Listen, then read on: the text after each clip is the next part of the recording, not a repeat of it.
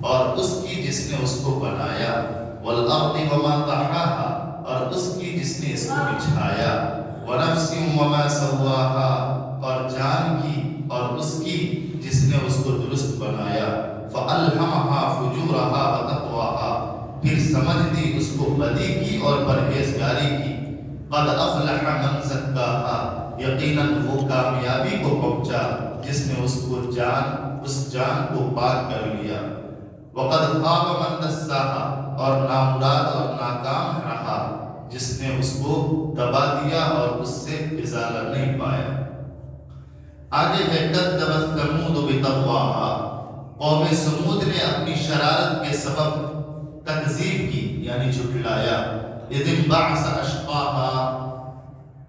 جبکہ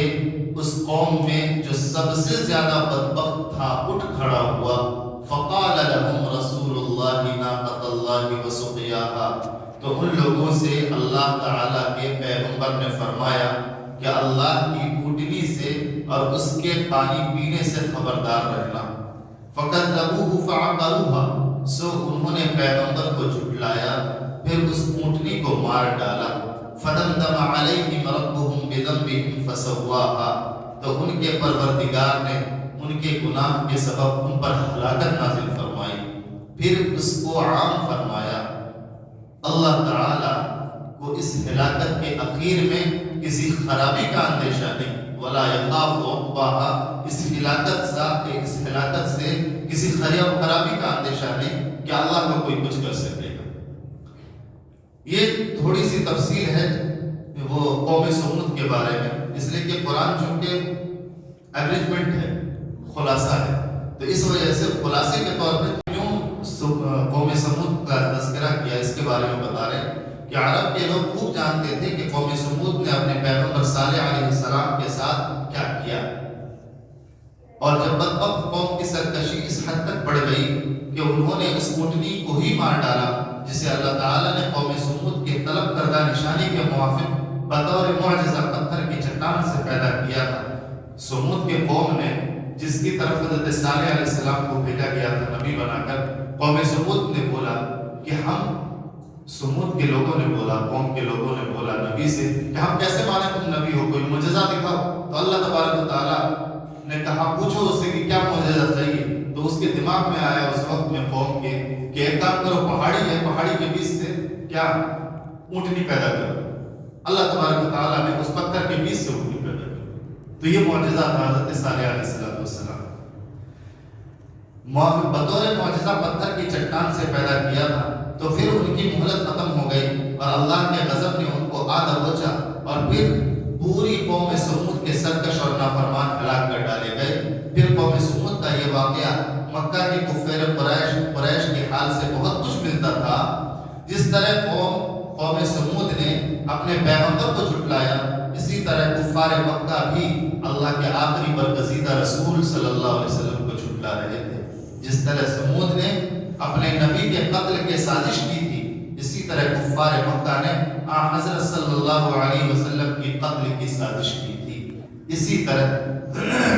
اگرچہ ان آیات میں ایک پچھلے واقعہ کی طرف اشارہ کیا گیا ہے، لیکن سننے والے یعنی مخاطبین اول اہل مکہ محسوس کر سکتے ہیں کہ بات دراصل ان کی اپنی ہے، تو مقصود اہل مکہ کو یہ بتلانا ہے کہ جن غلطیوں کی وجہ سے قوم سمود پر عذاب آیا اور اس جیسی غلطیوں کی وجہ سے کفار قریش مکہ کی پکڑ نہ ہو جائے۔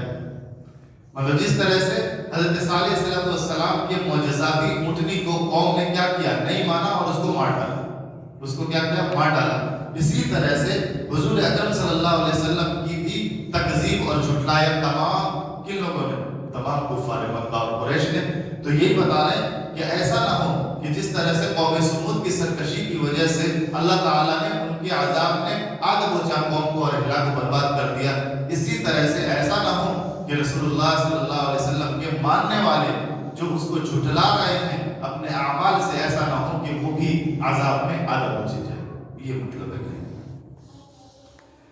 یہاں اس سورے میں قوم سمود کے واقعہ مختصر بیان کیا جاتا ہے کہ قوم سمود نے صالح علیہ السلام کو جھٹلایا، اور یہ کام انہوں نے اپنی طاقتوں اور قوت اور زور اور غلبہ کے گھمنڈ میں کیا تھا، یہاں تک کہ اس قوم میں سے ایک بڑا بدبخت اس اونٹنی کو جو بطور معجزہ کے پیدا ہوئی تھی قتل کرنے کے لیے آمادہ ہو گیا، اور اس کے ساتھ لوگ بھی شریک ہوئے۔ جب صالح علیہ السلام کو قوم کا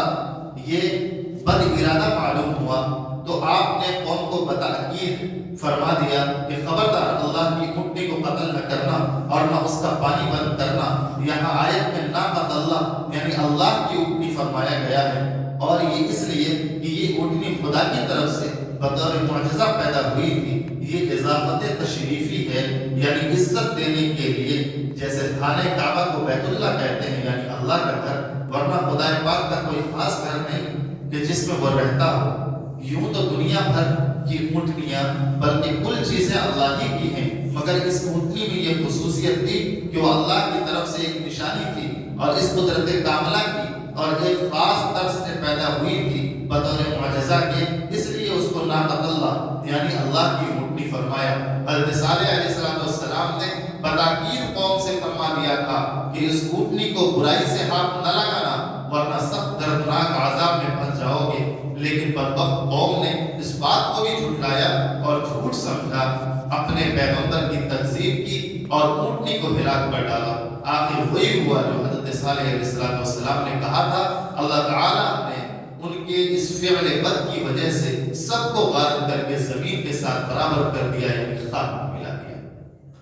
اللہ تبارک و تعالیٰ کی بے نیازی کیا ہے کہ ساری دنیا کو اللہ تعالیٰ نے پیدا کیا، اس کے باوجود اللہ تعالیٰ سے کوئی پوچھنے کی ہمت نہیں رکھ سکتا کہ آپ نے یہ کیا کیا، اس لیے کہ اس میں کوئی نقص اور کمی ہے ہی نہیں۔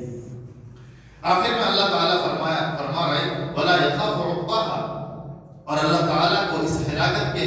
اخیر میں کسی خرابی کا اندیشہ نہیں ہے، یعنی جیسے بادشاہان دنیا کو کسی بڑی قوم یا جماعت کی سزا دہی کے بعد احتمال ہوتا ہے کہ کہیں ملک میں شورش برپا نہ ہو جائے۔ عام طور سے ہوتا ہے کہ ایک آدمی ہے، بہت فالوورز ہیں اس کے، اگر اس ایک آدمی کو کچھ ہو گیا تو یہ سارے فالوورز کیا کریں گے؟ ہنگامہ کریں گے، روڈ پہ اتر آئیں گے، ہڑتال کر دیں گے۔ وہی بتا رہے اللہ تعالیٰ ان سب کی ہمیں کوئی پرواہ نہیں، ان سب کی ہمیں کوئی پرواہ نہیں، ساری دنیا روڈ پر آ جائے ہمیں کوئی فرق نہیں پڑتا، ہمارے کمی میں کوئی کمی نہیں ہو سکتی، ہمارے زیادتی میں کوئی زیادتی نہیں ہو سکتی، اور کمی تو اللہ کے اندر نعوذ باللہ ہے ہی۔ یا انتظام ملکی میں خلل نہ پڑے، یا ملک میں عام بغاوت نہ ہو جائے کہ جس سے بادشاہ کی بدنامی ہو، یا ذرائع آمدنی میں کمی آ جائے، یا اس طرح کا کوئی اور اندیشہ ہو۔ اسی لیے اکثر ایسا عادات کو سزا دینا مصلحت کے خلاف سمجھا جاتا ہے، لیکن خدا کی ذات ان تمام کمزوریوں سے کہیں بالا ہے۔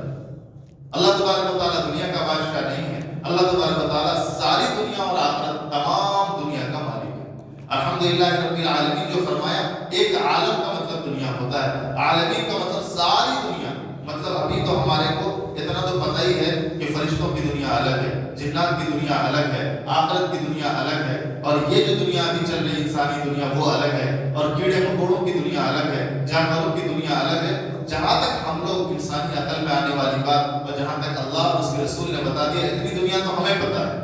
سورج کی دنیا الگ ہے، ستاروں کی دنیا الگ ہے، چاند کی دنیا الگ ہے، آسمان کی دنیا، مطلب ہر ایک چیز کی دنیا الگ الگ ہے۔ تو اتنی دنیا ہے، اللہ تبارک و تعالیٰ صرف ایک دنیا کا مالک نہیں ہے، بادشاہ نہیں ہے، یہ ہزاروں کروڑوں اللہ کو اللہ تعالیٰ کتنے دنیا کا اللہ مالک ہے۔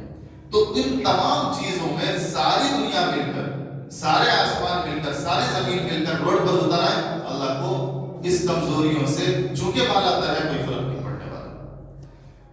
خلاصہ یہ ہے اس صورت کا کہ اصل مقصود نیکیوں کی ترغیب اور گناہوں سے بچاؤ اور اللہ سے ڈرانا ہے۔